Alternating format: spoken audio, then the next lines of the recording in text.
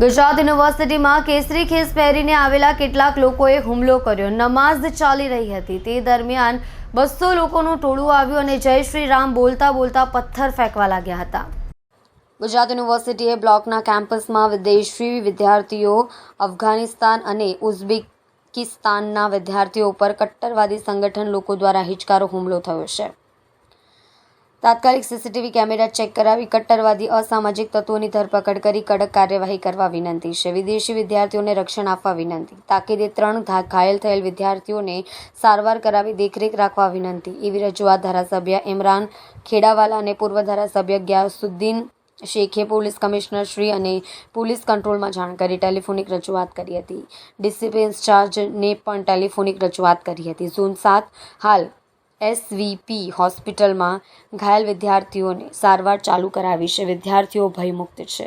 જે રોકવાની કોશિશ કરી નમાઝ પડતા તો એ લોકો બહારના વિદ્યાર્થીઓ ડરી ગયા હતા અને ડરી ગયા હતા એટલે એ લોકો ત્યાં બેસી ગયા। પણ એ દરમિયાનમાં એમણે બધાએ વિડીયોગ્રાફી કરી છે। ત્યાં સીસીટીવી ફૂટેજ લાગેલા છે અને જ્યારે એનો સિક્યુરિટી ગાર્ડે રોકવાની કોશિશ કરી છતાં પણ એ લોકો બિલકુલ બેફામ થઈને જે એ લોકોને પર હુમલો કરતા હતા। એક તરફ પોલીસ પણ ત્યાં આવી ગઈ। પોલીસની હાજરીના અંદર આ બધા લુખા તત્વો ત્યાં હાજર હતા અને પછી પોલીસની હાજરીમાં એ લોકો ભાગી ગયા। તો પોલીસે એમને રોકવાની કોશિશ કેમ નહીં કરી? એક તરફ જ્યારે આપણે શાંતિ, સલામતી અને સુરક્ષાની વાત કરતા હોઈએ, વિધાનસભાના અંદર કહેતા હોઈએ કે કોઈ પણ અસામાજિક તત્વો કે કોઈ પણ ચમરબંધીને અમે છોડવા નથી માંગતા, ત્યારે આ ચમરબંધીઓને કેમ તમે પકડવા નથી માંગતા? તમે તાત્કાલિક એમને એરેસ્ટ કરો। જે સીસીટીવી ફૂટેજના અંદર જે લોકો દેખાઈ રહ્યા છે તેનામાં કડકમાં કડક કાર્યવાહી થવી જોઈએ। આ ગાંધીજીનું ગુજરાત છે, સરદાર વલ્લભભાઈ પટેલનું ગુજરાત છે, આ યુપી કે બિહાર નથી કે આપણે કોઈ પણ સંજોગોમાં આવું ચલાવ્યું। કેટલા વિદ્યાર્થીઓની હાલત બિલકુલ સારી છે। 2 લોકોને સામાન્ય ઈજા છે અને એકને વધારે ઈજા છે। એની પણ જે સર્જરી કરવાની છે, સર્જરી માટેની પ્રયાસો અત્યારે ચાલુ છે, એ પણ રાતે થઈ જશે। આ ઘટના બની એટલે તરત જ રાજ્યના ડીજીપીને, અમદાવાદ પોલીસ કમિશનર શ્રીને અને ઝોન 7ના ડીસીપી શ્રીને અમે તાત્કાલિક ઇમરાન ખેડાવાલાએ અને મેં તરત જ એ બાબતની જાણ પણ કરી છે, લેખિત પણ જાણ કરી છે, ટેલિફોનિક પણ જાણ અમે કરી છે। આ ઘટના બહુ જ ગંભીર કહેવાય, કેમ કે વિદેશી વિદ્યાર્થીઓ છે, ત્યાંથી અહીંયા ભણવા માટે એ લોકો વિદ્યાર્થી આવ્યા છે, આપણા મહેમાન કહેવાય।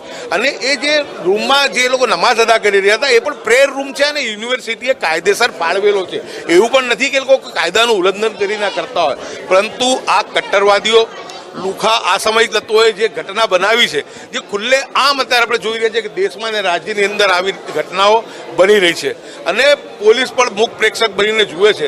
પરંતુ સારી બાબત એ છે કે આ જે વિદ્યાર્થીઓ હતા એ જે શિક્ષિત છે એ લોકોએ એફબી લાઈવ પણ કર્યું છે, એટલે હવે પોલીસને બીજું કંઈ કરવાનું રહેતું નથી। ત્યાં સીસીટીવી કેમેરા પણ છે, એફબી લાઈવ પણ કર્યું છે અને એની અંદર નરાધમો દેખાઈ આવે છે, ગુંડાઓ દેખાઈ આવે છે। એ ગુંડાઓની સામે કાયદેસરની કાર્યવાહી કડકમાં કડક કરવી પડશે।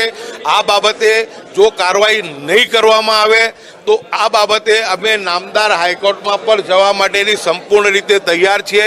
ન્યાય અને ઇન્સાફ અમે અમારા જે ભારતીય મહેમાનો છે એમને અમે ન્યાય અને ઇન્સાફ અપાવવાના છીએ અને સરકાર માટે આ ડૂબી મરવાની સ્થિતિ છે, પોલીસની પણ આ ડૂબી મરવાની સ્થિતિ કે આવા વિદ્યાર્થીઓની ઉપર જે નિહત્તા વિદ્યાર્થીઓ ભણવા આવ્યા હોય, શિક્ષણ ધામની અંદર બેઠા હોય એમની પર આવી રીતના જેને કે હિચકારો હુમલો કરવામાં આવે, એટલે આ જે હુમલો થયો છે એની સંપૂર્ણ તપાસ તો થવી જ જોઈએ। સાથે સાથે હવે તપાસમાં વિડીયો અને સીસીટીવી કેમેરા બધા છે, એફબી લાઈવ છે, આ બધું લઈ અને જે લુખાઓ દેખાઈ રહ્યા છે તમામ લુખાઓની સામે કાયદોની કાર્યવાહી થવી જોઈએ।